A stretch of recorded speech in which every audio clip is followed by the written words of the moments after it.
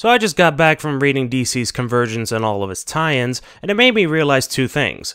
One, DC really doesn't know what to do with the multiverse, and two, what I said before is actually wrong. DC does know what to do with the multiverse, except they don't know how to explain it. So what did I think about Convergence as a whole? Well, I enjoyed it, but at the same time I didn't. There were two significant events that happened in that event that I really didn't like, but for the most part I enjoyed myself. With the exception of 3 issues, which I believe it was issue 3, 4, and 5. But issue 0, 1, and 2, and 6, 7, and 8, pretty much I just enjoyed it and I wouldn't mind reading it again. So, the story of Convergence revolves around a guy by the name of Talos, who is a very powerful being who served an intergalactic, or interdimensional, version of Brainiac. Brainiac, this specific interdimensional version, having apparently gone through the DC multiverse time stream itself, has become changed by all the various times the universe itself has split apart, 4 multiverses come back together, reshaping, you pretty much get what I'm trying to say here, but it's gotten to the point where he decides to catalog and salvage what he could of this specific multiverse, snatch away various cities from across each world, specifically and strangely enough Gotham and Metropolis, and a few other cities. They're not really that important, but he still snatches away anyway. But Talos, having lost contact with Brainiac, and I believe this is where I should mention that if you haven't read Future's End, especially towards the end of Future's End, you're pretty much gonna have to read it to know what happens to Brainiac. But anyway, Talos, who've lost contact with Brainiac, decides that his master's will is to have the cities battle it out in a multi-universal battle royale. Except less interesting than battle royale. But anyway, whoever emerges victorious will be the sole survivor in the multiverse, which is funny because if only one universe survives, then it's technically not a multiverse, but you get what the hell I mean. There's a lot of things that intrigued me about this event, and one of the biggest ones is the fact that the main characters of this event is nobody from the New 52.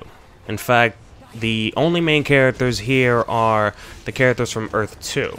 And I believe those are Green Lantern, who is Alan Scott in this one, the pacifist Superman, Power Girl, Thomas Wayne, who is Batman, Jay Jarek, who is Jay Jarek, I believe that's his name, and I believe I said it right, is the Flash, a girl who represents the Red in that universe, or Earth 2 universe, and I forgot this other guy's name. His name passes by. Oh, Dick Grayson from Earth 2. I really recommend anybody to read Earth 2 at World's End, especially maybe the last 5 issues, before you read Convergence, because something happens in that series that leads the characters to go to this planet where Convergence is taking place. So if you just want to know how they got there, just read the last 5 issues and you'll know what happened. Another thing that interests me is the cities that take place within Convergence. I mean, we have characters who are from the Flashpoint event. We have characters who are before Flashpoint. We have characters who were before 0 Hour.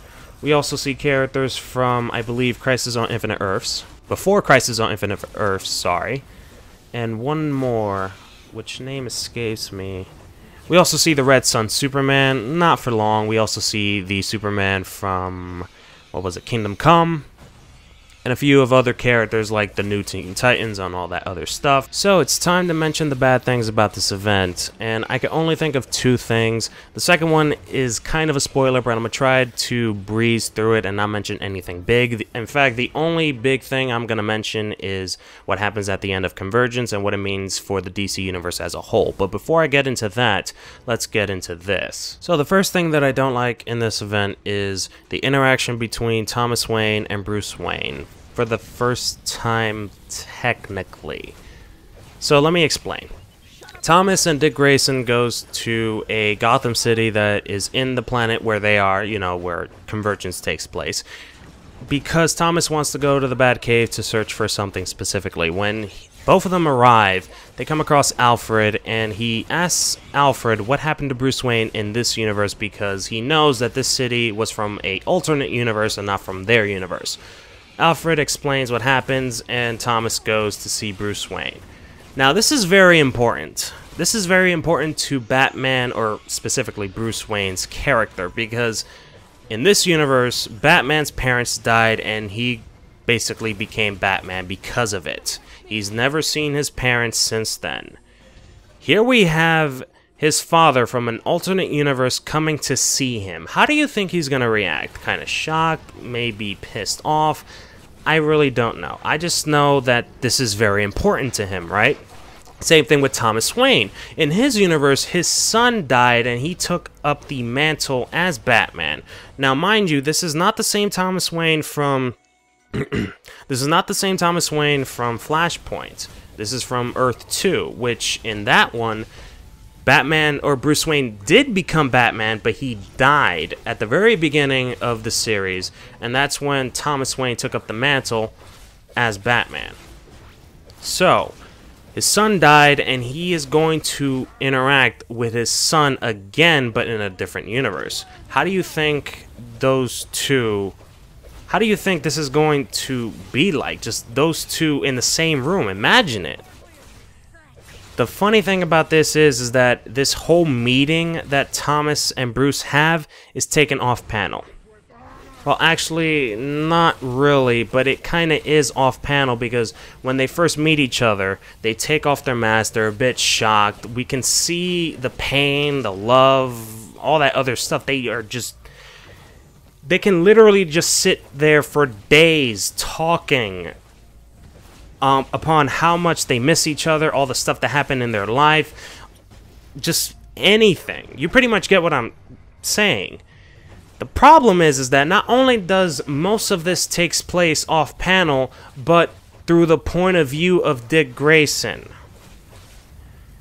Okay, leaving my hatred for Dick Grayson aside, why the hell would anybody decide this would be a good thing?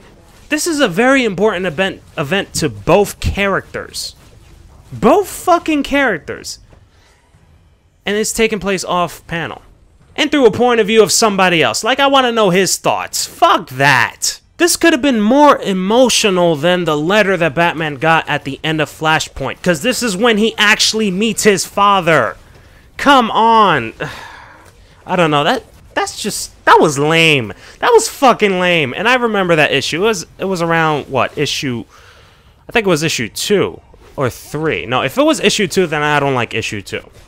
Just flat out saying that. But if it wasn't, and it was in issue 3, then I like issue 2, but I hate 3. That one event killed me. That one thing killed me right there. And to make matters worse, and this is a very huge spoiler, so if you don't want to hear it, skip to probably the next 20 seconds, but here it is. 3, 2, 1. What makes this worse is that Thomas Wayne dies in the next issue. Thomas Wayne dies in the next issue. Are you fucking kidding me?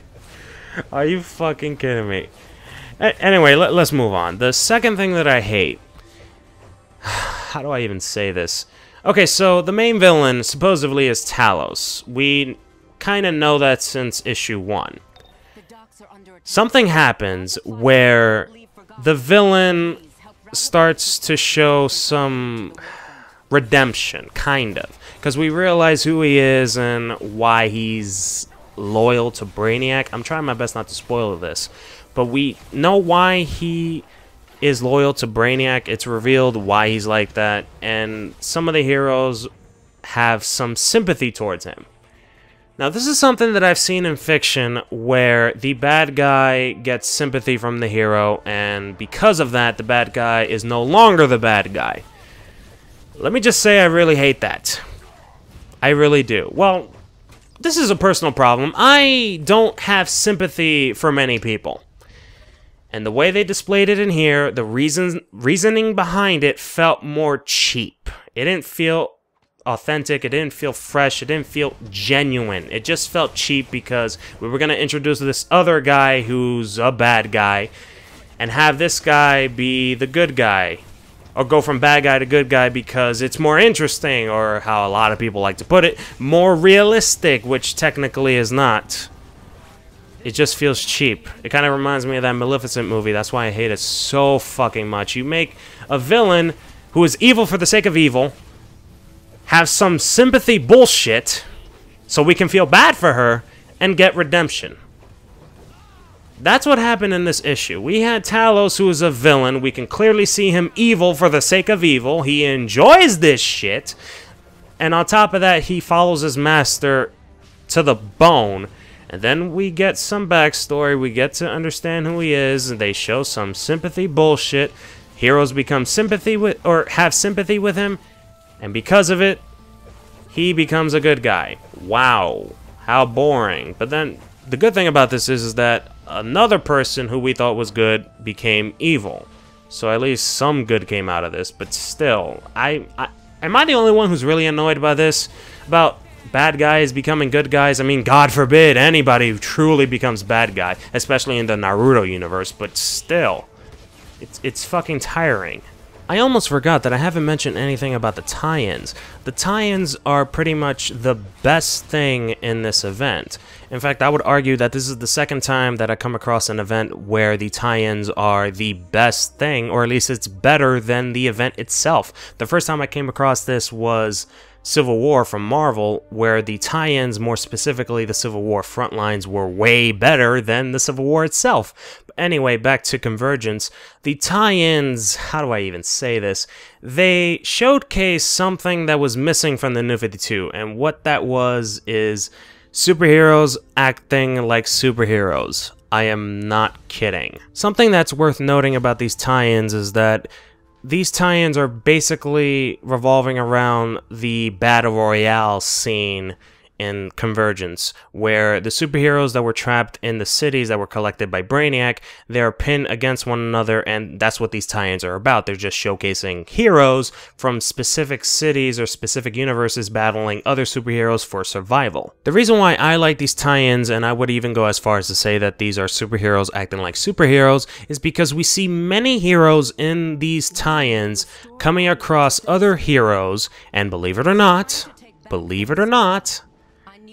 they realize that, duh, they don't want to fight and prefer to team up and find out what is going on, which is something I find superhero-like. This is something a superhero would do, and not just blindly follow a guy who just trapped you in here and forced you to fight other people for survival. What's crazy about this is that they knew that if they didn't play along, their cities would be destroyed. So, guess what? They got clever whenever they could. They got smart. They got excited, as strange as that sounds. But more importantly, they got fun. They were fun to both themselves and towards the reader. When I was reading this, I had fun. I had genuine joy reading each page, as strange and unbelievable as that sounds. This is why I strongly recommend anybody, if you want to get into this event, just read the tie-ins. Fuck the event. Read the tie-ins. They're awesome. And if you want to see these characters again, if you want to see them developed all over again, relive characterizations and plot elements long thought gone, go ahead. It's awesome. All in all, I recommend this event with any reader, new and old, especially the tie-ins. I think it's worth every penny spent on them.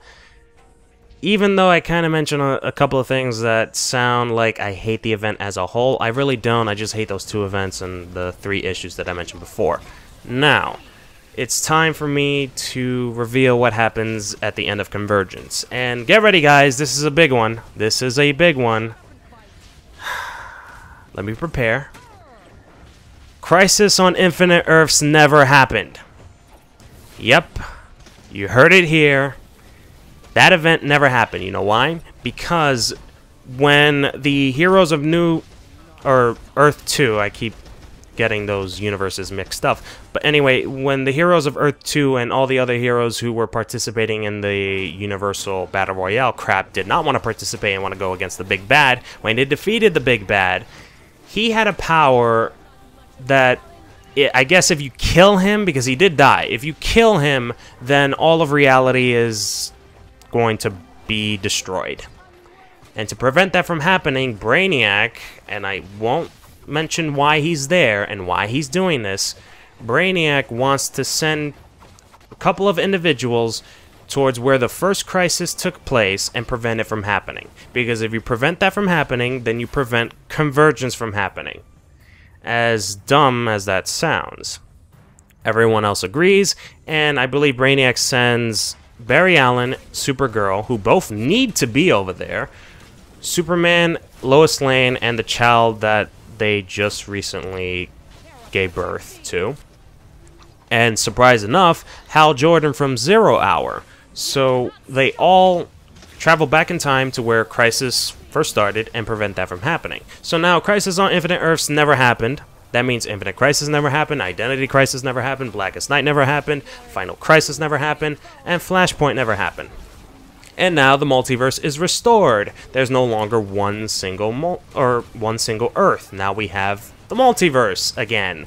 Hooray for anybody who wanted the multiverse. But here's the funny thing though. The New 52 universe is still there. What we don't see is the New Earth universe. Why? That's my question. Why? Which kind of makes sense. Think about it. Before you get angry, think about it. Crisis on Infinite Earths never happened. That means all the Earths never merged into one. Because when that happened, that's when New Earth got created. And since that event no longer exists, New Earth no longer exists as well. The problem is that Flashpoint originated in New Earth, which led to the New 52 universe. And since New Earth no longer exists, how did New Earth come to be? I don't know. It's something left to interpretation. DC has yet to, talk about this, to reveal anything or shed light to this ending. I feel like they did this on purpose, either for two things. They want to leave it to interpretation, or they're going to leave it for a plot point later on in the next event or something like that. Which kind of sucks. I mean, at this point, I just want Raven's appearance from Teen Titans to change, because I really don't like it. Other than that, I give two shits anymore. I just want to watch anime. As strange as that sounds, since I'm talking about comics in this video, I just want to watch anime. I want to sit here and just watch something and feel comfortable. Because I am not comfortable with this, even though I like the event. But anyway, that's my thoughts on Convergence. Hope you guys enjoyed it. If you want me to talk about any other comics, especially Secret Wars, which currently I only read the first 2 issues. I think those are the only ones that are out. I haven't read any of the Battle Worlds or any other of those other stuff. So if you want me to make a video about Secret Wars, let me know in the comment section below. My name is Bizkit Rebellion. Hope you guys have a wonderful day. Bye.